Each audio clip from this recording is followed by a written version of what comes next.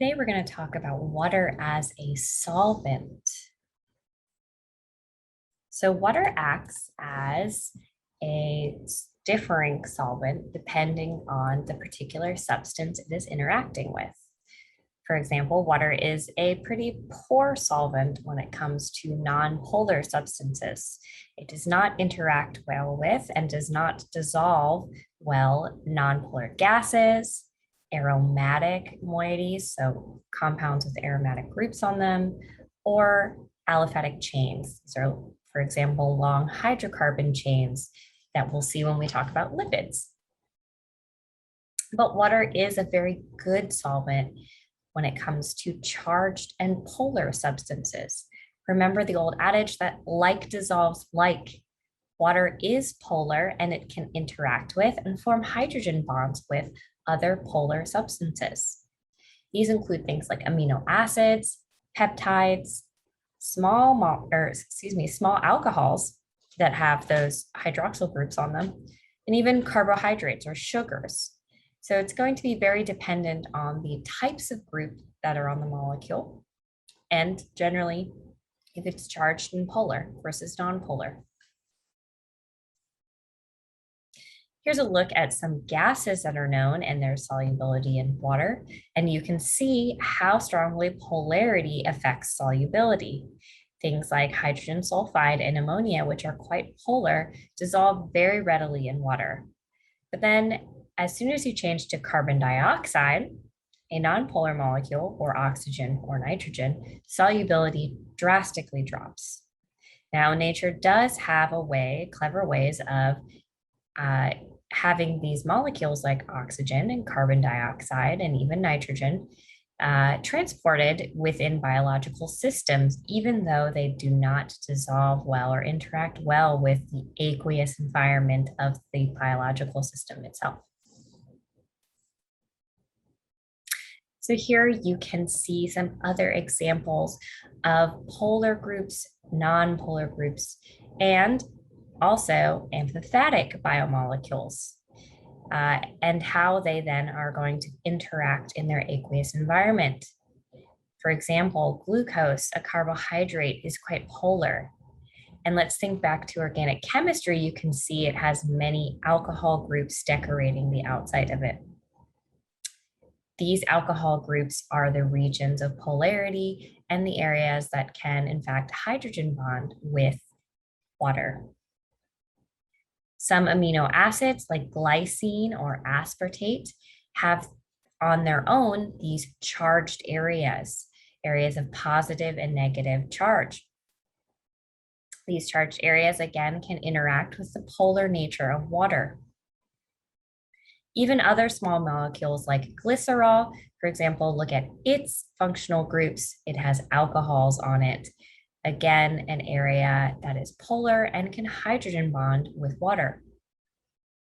Now let's look at some nonpolar molecules like a typical wax, for example, and notice that it has a long hydrocarbon tail. See here. This region is very nonpolar, and even though it does have a small carbonyl group on it that is generally polar and available for hydrogen bonding, it as a whole is a pretty nonpolar molecule. Now, there are molecules that we call amphithetic that have mixed nonpolar and polar regions. These can interact with water differently, again, with different areas of the molecule able to interact with water in different ways. Polar areas being able to interact and dissolve within water and be transported through water, and nonpolar areas tending to cluster via the hydrophobic effect and move away from the water molecules. You can see some examples like phenylalanine. This is another amino acid which has a region of positive and negative charge that is quite polar, but then also this aromatic ring end, which is quite nonpolar. Phosphatidylcholine as well, which is a group we'll be talking about when we look at lipids, has this large region with multiple polar groups on it, but then has these long hydrocarbon tails sticking off of it that are quite nonpolar. We talked about water as a solvent, but let's also talk about how solutes in water can change its properties. In particular, we'll look at colligative properties. Remember that colligative properties are properties that are not dependent on the nature of the solute, just the concentration. So these are properties like boiling point, melting point, and osmolarity.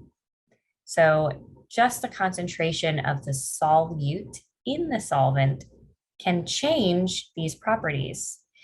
You might, for example, know how boiling point can be changed by the addition of a solute.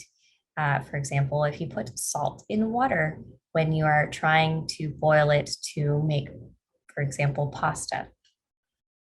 Or how melting point can change again if you add some solute like salt or other solutes to ice to then decrease the point at which it melts. There are also non-colligative properties. These are properties like viscosity, surface tension, taste, and color that are dependent on the chemical nature of the solute.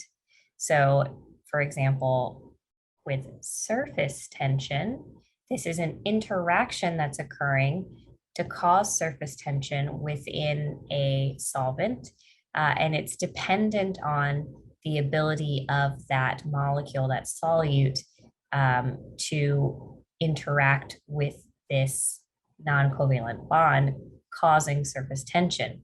So again, this is very dependent on the chemical nature of the solute and not just its concentration. One of the colligative properties that we'll focus on is osmotic pressure. So when water moves from an area of high water concentration, meaning there's low solute concentration, to an area of low water concentration or high solute concentration, this is where we will observe osmotic pressure. The osmotic pressure is the actual force necessary to resist that movement. And I'll show you a picture of this in a second. And again, this is influenced by the concentration of each solute in the solution. So each and every solute in the solution is going to together influence osmotic pressure. Here you can see if you were to put some type of solute dissolved in water, this is shown in red, into a beaker full of pure water, and there is a semi-permeable membrane, the water that is less concentrated with solute will then move into the area that is more concentrated with solute to then equilibrate these two solutions. The actual force that is needed to resist that natural movement. So if you were to take, for example, a piston and push down and push out the water that moved in, the force required to do that is what we call the osmotic pressure.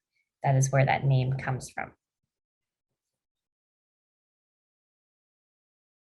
How does osmotic pressure affect biology? Well, one very straightforward way is looking at its effect on cells. You can see, for example, this is a cell, which you can think of as a enclosed, semi-enclosed environment with a semi-permeable membrane. When a cell is in a solution that has equal concentration of solutes, there's no movement of water between the cell and its outside environment. We call this an isotonic solution. However, if you have a cell in differing environments, you're going to see the effects of osmotic pressure. For example, if a cell is in a hypertonic solution, this is a solution that is more concentrated on the outside, right? So the, the solutes on the outside are more concentrated than within the cell. Water will actually rush out of the cell and move into the outside environment, causing the cell to shrivel and shrink. There is osmotic pressure here, right? It's just acting in a way that is shrinking and pulling the cell. Oppositely, if a cell is in a hypotonic solution, this is a solution where there are less solute particles on the outside of the cell. The water will then move into the cell. It's trying to then create an environment similar to the outside. So water will move in to the cell, swelling the cell, creating pressure. And sometimes in cases, it can actually burst the cell when you have this intense osmotic pressure on building on the inside of the cell.